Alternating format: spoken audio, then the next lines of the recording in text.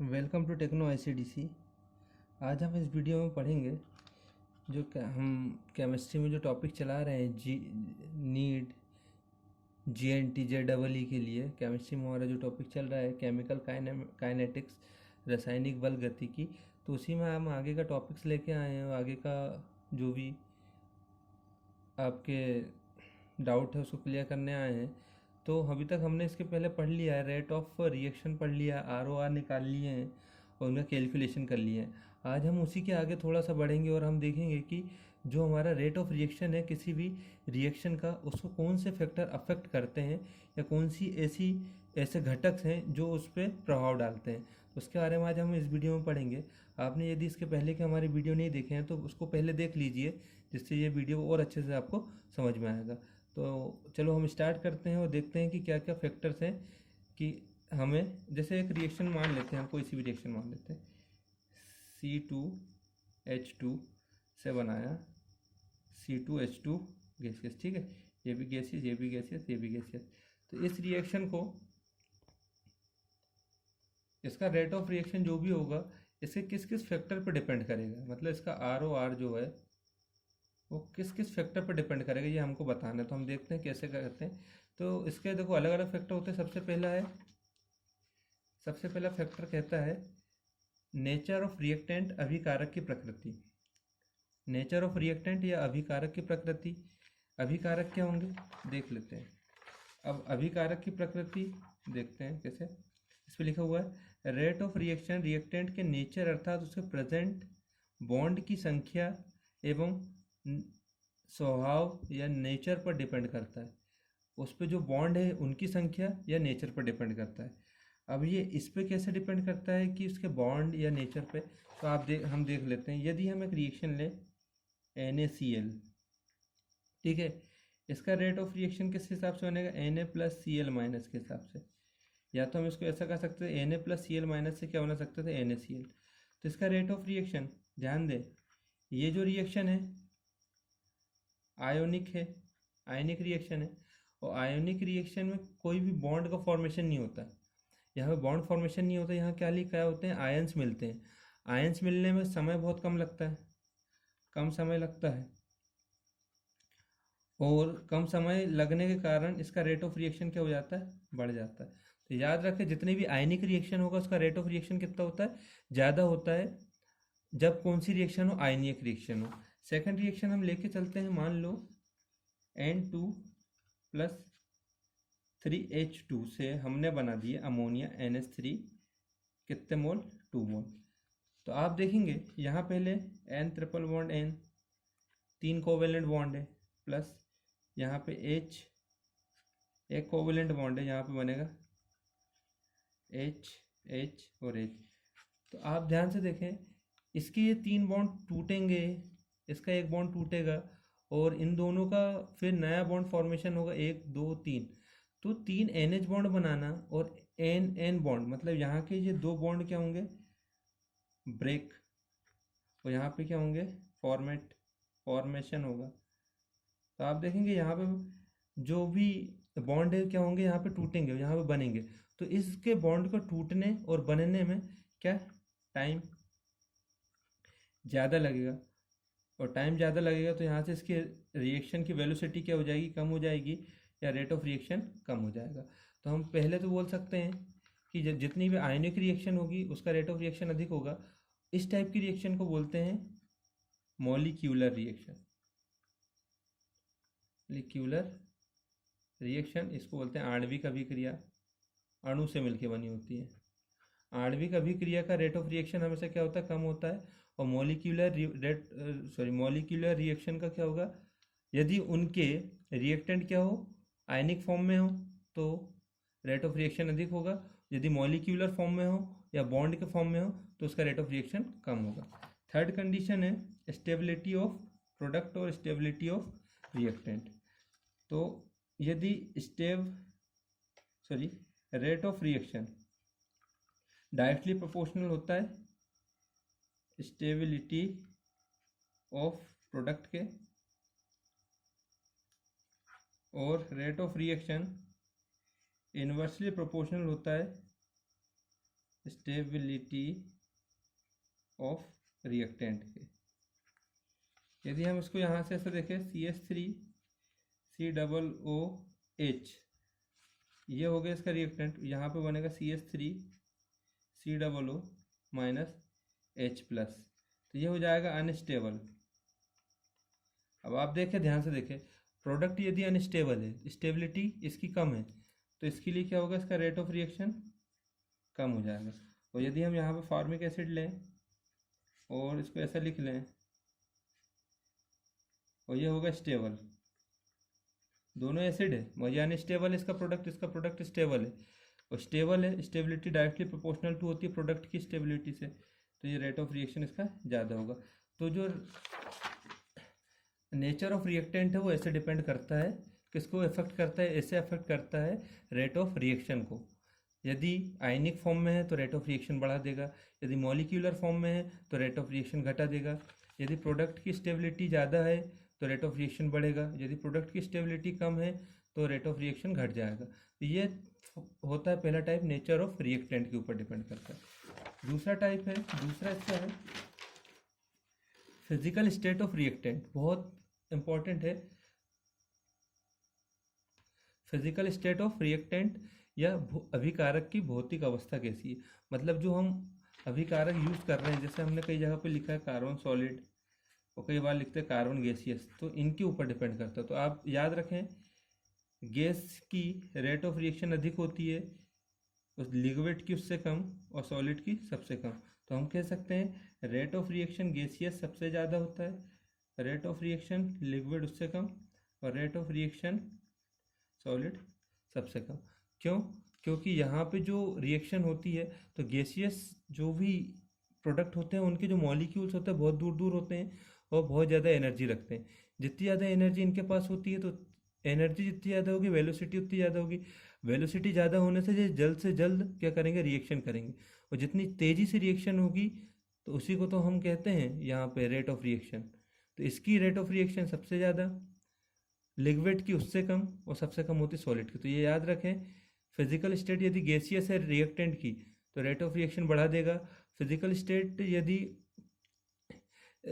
Liquid form में है reactant की तो वो गैस से थोड़ा कम रहेगा, और सबसे कम होगी सॉलिड। जब वो सॉलिड फॉर्म में होती है तो बहुत स्लो रिएक्शन होती है, क्योंकि यहाँ पे इनकी काइनेटिक एनर्जी इनके मॉलिक्यूल्स की बहुत कम होती है, और एनर्जी कम होने से वेलोसिटी कम होती है, वेलोसिटी कम होने से रेट ऑफ रिएक्शन कम हो जाता है। थर्ड लिखा हुआ है रिएक्टेंट के सरफेस एरिया पर, रिएक्टेंट के सरफेस एरिया पर यदि देखें हम, रिएक्टेंट का सरफेस एरिया इतना है और इसको टुकड़ों में ऐसा कर दें, तो हमने क्या किया, इसका सरफेस एरिया बढ़ा दिया।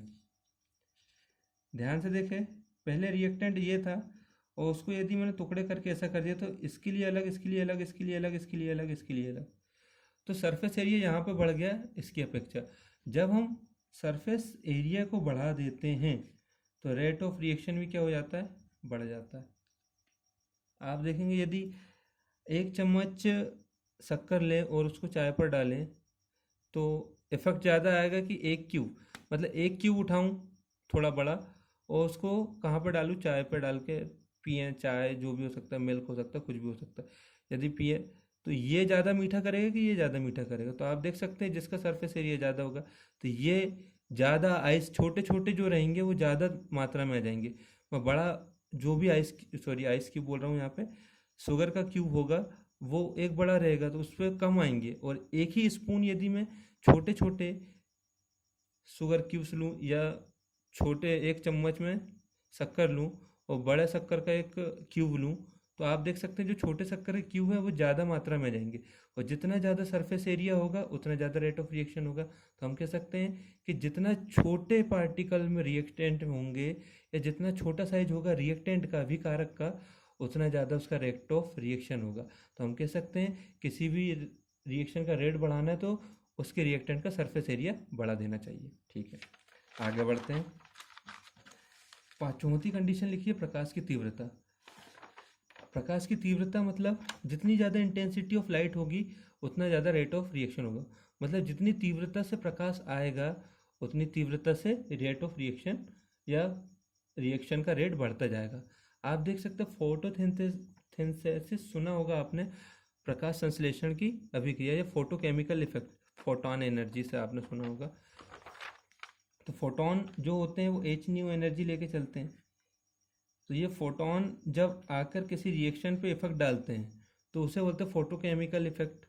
फोटोकेमिकल इफेक्ट से जो फोटोकेमिकल रिएक्शंस होती है, तो हम कह सकते हैं जितनी ज़्यादा इंटेंसिटी होगी, इंटेंसिटी ऑफ लाइट, इंटेंसिटी मतलब उसकी क्षमता, लाइट की वेलोसिटी मान सकते हैं उसको, वेग, जितनी ज़्यादा होगी और रेट ऑफ रिएक्शन के डायरेक्टली प्रोपोर्शनल होगी। मतलब ये जितना ज़्यादा होगा उतना ज़्यादा ये बढ़ेगा, स्वाभाविक है। जितनी ज़्यादा इंटेंसिटी होगी उतने ज़्यादा फोटोन होंगे, उतनी ज़्यादा एच न्यू एनर्जी होगी, जितनी ज़्यादा एच न्यू एनर्जी होगी उतना ज़्यादा वो रेट ऑफ रिएक्शन को इंक्रीज़ कर सकते हैं। क्योंकि एच न्यू एनर्जी मतलब एनर्जी जब हम रिएक्शन पे दे देंगे तो उसकी वेलोसिटी बढ़ जाएगी, रिएक्शन का रेट बढ़ जाएगा। ठीक, आप देख सकते हैं H2 gaseous plus Cl2 gaseous, इसको यदि फोटो केमिकल रिएक्शन माने तो ये क्या बना देगा, 2HCl गैसियस फॉर्म में बनाएगा बहुत जल्दी। क्योंकि यहाँ पे क्या होगा, इंटेंसिटी ऑफ लाइट ज़्यादा हो जाएगी और जिससे उसका मतलब रिएक्शन का रेट बढ़ सकता है आगे। उत्प्रेरक की उपस्थिति, presence of catalyst, presence of catalyst, मतलब उत्प्रेरक क्या करते हैं, या तो रासायनिक हमने पढ़ा है, अभी पढ़ा नहीं आगे पढ़ेंगे, कि जो उत्प्रेरक होते हैं या जो भी कैटलिस्ट होते हैं वो क्या करते हैं, रिएक्शन के रेट को बढ़ा या घटा सकते हैं। क्या कर सकते हैं, बढ़ा या घटा सकते हैं। अब ध्यान दें कैसे, यदि वो पॉजिटिव कैटलिस्ट है जिसकी जिसकी एक्टिवेशन एनर्जी क्या होती है, कम होती है। पॉजिटिव कैटलिस्ट है जिसकी एक्टिवेशन एनर्जी क्या होती है, कम होती है। तो ये जो पॉजिटिव कैटलिस्ट होते हैं वो हमेशा रेट ऑफ रिएक्शन को बढ़ा देते हैं। जितने भी पॉजिटिव कैटलिस्ट होंगे वो रेट ऑफ रिएक्शन को बढ़ाएंगे क्योंकि इनकी एक्टिवेशन एनर्जी कम होती है। और जितने भी नेगेटिव कैटलिस्ट होते हैं इनकी एक्टिवेशन एनर्जी अधिक होती है और ये रेट ऑफ रिएक्शन को घटा देते हैं, ये याद रखें। आपको पॉजिटिव कैटलिस्ट समझा दिया जाएगा और नेगेटिव कैटलिस्ट आगे पढ़ेंगे। अब एक्टिवेशन एनर्जी मतलब कि यदि कोई रिएक्शन हो रही है वो उसको एक्टिवेट करना है, या उसका हिंदी नाम होता है संक्रियण ऊर्जा। संकीर्ण ऊर्जा मतलब उसको आगे बढ़ाने के लिए जो काम आती है एनर्जी। तो पॉजिटिव कैटलिस्ट के लिए संकीर्ण ऊर्जा या एक्टिवेशन एनर्जी क्या होती है, कम होती है। और नेगेटिव कैटलिस्ट के लिए एक्टिवेशन एनर्जी क्या होती है, ज़्यादा होती है। तो याद रखें, पॉजिटिव कैटलिस्ट हमेशा रेट ऑफ रिएक्शन को बढ़ाते हैं, negative catalyst rate of reaction को कम कर देते हैं। एग्जाम्पल लिखा हुआ है SO2 प्लस O2, NO यहाँ पे क्या कैटलिस्ट है जो SO3 बना देता है। तो रेट ऑफ रिएक्शन किसके, NO के रेट ऑफ रिएक्शन पर डिपेंड, NO के ऊपर डिपेंड करेगा कि रेट ऑफ रिएक्शन को ये बढ़ाएगा या घटाएगा। यदि ये पॉजिटिव कैटलिस्ट है तो रेट ऑफ रिएक्शन को बढ़ाएगा, नेगेटिव कैटलिस्ट है तो रेट ऑफ रिएक्शन को घटा देगा। तो ये होती है उत्प्रेरक की उपस्थिति। पांचवा घटक होता है जो रासायनिक अभिक्रिया की दर को प्रभावित करता है। छठवां और सातवां ये मोस्ट इंपॉर्टेंट है, इसमें आप टिक लगा ले, बहुत ज़्यादा क्वेश्चन इससे पूछे गए हैं और उसको अच्छे से समझें। टेम्परेचर जो छठवां है घटक है, इसी के बारे में आगे पढ़ना है, टेम्परेचर और कंसंट्रेशन। आगे का इसके पहले की चीज़ तो नहीं पढ़नी है, मैं इसके बारे में हम आगे पढ़ेंगे जितनी भी चीज़ें पढ़ेंगे। तो पढ़ लेते हैं इसको। टेम्परेचर जितना ज़्यादा होगा रेट ऑफ रिएक्शन उतना ज़्यादा होगा, क्योंकि जितना ज़्यादा टेम्परेचर बढ़ाएंगे उतना ज़्यादा मॉलिक्यूलर एनर्जी बढ़ेगी, मॉलिक्यूल्स की एनर्जी बढ़ेगी, उतनी ज़्यादा वो वेलोसिटी से वर्क करेंगे। इसलिए टेम्परेचर जितना ज़्यादा होगा रेट ऑफ रिएक्शन उतना ज़्यादा होगा। नोट याद रखें, तीनों note. 10 degree centigrade temperature rise करने पर रेट ऑफ रिएक्शन डबल हो जाता है, ये अंडरलाइन कर लें। क्यों होता है बताएंगे। 10 डिग्री सेंटीग्रेड टेम्परेचर राइज करने पर रेट ऑफ रिएक्शन डबल हो जाता है।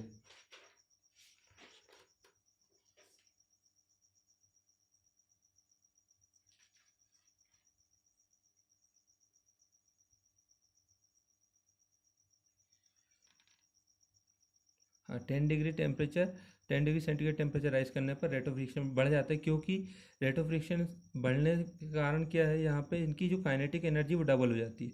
जब 10 डिग्री टेम्परेचर बढ़ा देते हैं तब इसकी काइनेटिक एनर्जी डबल हो जाती है, इससे रेट ऑफ रिएक्शन डबल हो जाता है।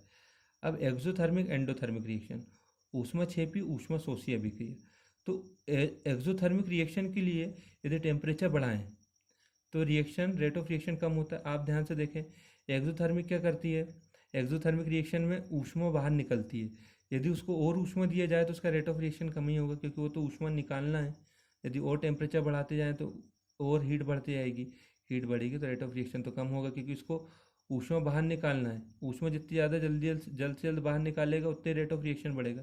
हम उसको और टेम्परेचर देते जाएंगे तो रेट ऑफ रिएक्शन तो कम होगा, क्योंकि ऊष्मा बाहर निकालना है। मगर हम और ऊष्मा बढ़ाते जा रहे हैं, देते जा रहे हैं, तो रेट ऑफ रिएक्शन कम है। एंडोथर्मिक रिएक्शन, इसमें क्या होगा, टेम्परेचर देने से, मतलब टेम्परेचर यदि एंडोथर्मिक रिएक्शन का बढ़ाते जाए तो रेट ऑफ रिएक्शन बढ़ेगा, क्योंकि यह तो ऊष्मा को अवशोषित करती है, टेम्परेचर को लेने का ही काम करती है। और टेम्परेचर देते जाएंगे तो और ज़्यादा मात्रा में हीट गेन करेगी, और जिससे इसका रेट ऑफ रिएक्शन बढ़ते जाएगा। तो ध्यान दें, 10 डिग्री सेंटीग्रेड पर टेम्परेचर राइज करने पर रेट ऑफ रिएक्शन डबल हो जाता है, क्योंकि इसकी काइनेटिक एनर्जी डबल हो जाती है, इसलिए रेट ऑफ रिएक्शन डबल हो जाता है। एक्सोथर्मिक रिएक्शन, टेम्परेचर बढ़ाने से रेट ऑफ रिएक्शन कम हो जाती है इसकी, और एंडोथर्मिक रिएक्शन का टेम्परेचर बढ़ाने से रेट ऑफ रिएक्शन बढ़ जाती है। कंसंट्रेशन क्या होता है, कंसंट्रेशन का क्या इफेक्ट पड़ता है, सांद्रता। सामान्यतः रिएक्टेंट की कंसंट्रेशन बढ़ाने से रेट ऑफ रिएक्शन बढ़ता जाता है। यदि हम जो रिएक्टेंट की कंसंट्रेशन बढ़ाते जाए तो रेट ऑफ रिएक्शन बढ़ जाएगा। अब ऐसा नहीं है कि हमेशा रेट ऑफ रिएक्शन बढ़ेगा, आगे हम इसी को पढ़ेंगे जो आगे के टॉपिक्स हैं। जनरली रेट ऑफ रिएक्शन बढ़ जाता है, ये हम बोलते हैं, मगर कभी कभी कम भी हो जाता है, या तो कभी कभी अपरिवर्तित रहता है। वो कैसे होगा हम अगला पढ़ेंगे, जब हम रेट लॉ पढ़ने वाले हैं इसके बाद, उसमें सारी चीज़ें पढ़ेंगे। तो ध्यान से देखिए, कंसंट्रेशन से क्या इफेक्ट आता है। जनरली रिएक्टेंट की कंसंट्रेशन बढ़ाने से या तो रेट ऑफ रिएक्शन बढ़ भी सकता है, कम भी हो सकता है, या अपरिवर्तित रह सकता है। ये कंडीशन के ऊपर डिपेंड करता है, जो हम आगे पढ़ेंगे। आई होप आपको सारे फैक्टर्स अच्छे समझ में आए होंगे। सातों फैक्टर याद रखें, लास्ट के ये 2 फैक्टर आपको याद रखना सबसे ज़्यादा ज़रूरी है, क्योंकि ये आपसे कहीं भी पूछे जा सकते हैं। तो यदि आपको समझ में आया, अच्छा लगा ये वीडियो, तो आप लाइक करिए, शेयर करिए और सब्सक्राइब करिए हमारे चैनल को। और दूसरा, यदि कहीं डाउट लगता है तो आप कमेंट करके हमसे पूछ सकते हैं। अच्छे से पढ़ते रहिए। Thank you very much.